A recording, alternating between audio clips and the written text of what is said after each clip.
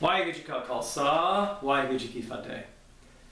My name is Khalsa Singh, and as many of you know, I have been very critical of Yogi Bhajan, his tantric yoga practices, and his integration of Hindu practices into the Sikh religion as he's been teaching it. Now, what's very disturbing to me is how SikhNet, which is a Sikh website run by Yogi Bhajan's students, is trying to cover up the fact that they support Yogi Bhajan's Kundalini Yoga, his tantric yoga, and in fact they promote his tantric and Kundalini Yoga. There's proof now and evidence that SikhNet is collaborating with 3HO, which is the Yogi Bhajan Foundation that's set up in order to promote the Kundalini Yoga and the tantric yoga. I was sent this memo that was distributed just among the 3HO people, which is a synopsis of the Khalsa Council meetings. This is the 3HO meetings that they have twice a year and discuss all of the events, the programs that the 3HO people will be promoting throughout the year. Now, SikhNet is an integral part of this. They call SikhNet their voice to the larger Sikh community. And what's very revealing in this report, which, like I say, was only distributed to the 3HO people, it's not made public, but I'm here to make this public, the parts that I feel are important for Sikhs to know. One item here says, this is in SikhNet's presentation to this Khalsa Council, this 3HO Khalsa Council, and it says, the SikhNet website will be collaborating with 3HO Europe to bring Kundalini Yoga Teacher Training to India. Now, this is clear evidence that SikhNet is involved with these yoga groups of Yogi Bhajan. And now they want to bring this Yogi Bhajan Tantric and Kundalini Yoga to India and try to teach Sikhs and other people about this Kundalini Yoga.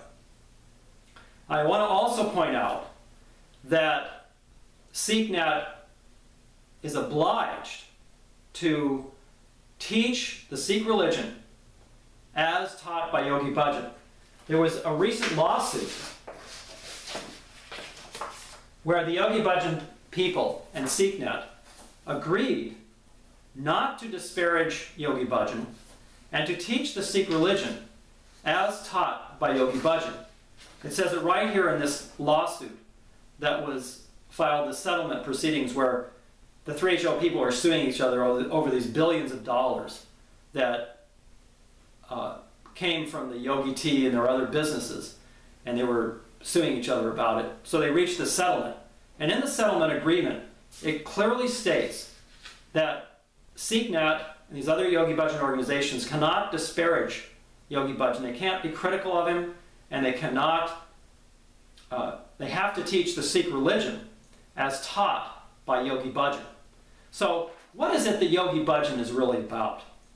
Now, recently, I just interviewed a Sikh gentleman who was in a very high position in the Indian Army, and he told me on camera that he met Satchanel Singh Binderwali face to face, where Sanchi said that Yogi Bhajan, the current CM of the Punjab, Badal, and this Indira Gandhi all met. This was in February of 1984, where they planned this assassination of Sanchi. Yogi Bhajan, Badal, and Indira Gandhi, they all met, and they planned this assassination of Sant Jarnail Singh Ji Bhindranwale. So this Sikh gentleman who revealed these facts about Yogi Bhajan's plot to use a sharpshooter to assassinate Sanchi, I feel it's a very credible story. I met personally with this Sikh gentleman, and he impressed me as being very credible. Now, I respect his desire and wish to keep his identity secret, because as many of you know, the Indian government is still active in pursuing people that would be critical against them and that would reveal very damaging information about the activities of the Indian government in 1984 and how they were instrumental in killing thousands of Sikhs there. So I understand this Sikh gentleman's desire to be anonymous in this, but I definitely feel that his testimony was credible. So let's get back to Yogi Bhajan and talk a little bit more about what his Kundalini Yoga was really about and his desire to get Sikhs, other people, involved in his cult. This is a picture here of Yogi Bhajan with Indira Gandhi, and you can see here he's slightly bowing to her and giving reverence to her this gift. So Yogi Bhajan was really about this whole idea of fake it and make it. He would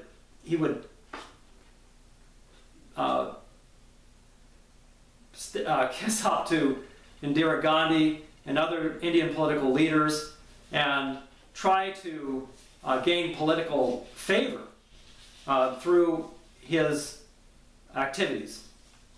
So this is what Yogi Bhajan is really about, and that he had this last rites ceremony performed at a Hindu mandir, Hindu ashram there in India. And you can see here in this picture, I don't know how well you can see it, but his family and this Pundit were instrumental in performing this Hindu last rites ceremony for Yogi Bhajan. So this is what Yogi Bhajan is really about. His tantric yoga is subsuming Sikhi into Hindu practices. And this is why we want to stop SikhNet from cooperating with the 3HO people in promoting the Kundalini Yoga, as they are saying here at this Khalsa Council meeting, where they want to bring this Kundalini Yoga Teacher Training to India, because this is what they're really about. They want to subsume Sikhs, subsume Sikhi into the Hindu practices.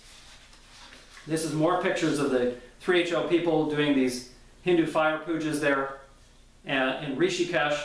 Now, I don't have anything against Hindus. Please understand that. But the 3HO people, if they're saying they're Sikhs, they should be practicing the Sikh religion. It's fine if they want to just go call themselves Hindus, but they shouldn't be trying to falsify what the Sikh religion is really about. The Sikh religion is not about practicing these Hindu practices. Our Sikh gurus told us not to practice these Hindu rituals, and yet Yogi Bhajan and the 3HO people and SikhNet now are trying to promote these Hindu practices, which involve all of these mantras that Yogi Bhajan taught, and that these exercises that are all part of the Hindu tradition. You can see here how the Yogi Bhajan people prostrate themselves at Yogi Bhajan's death place.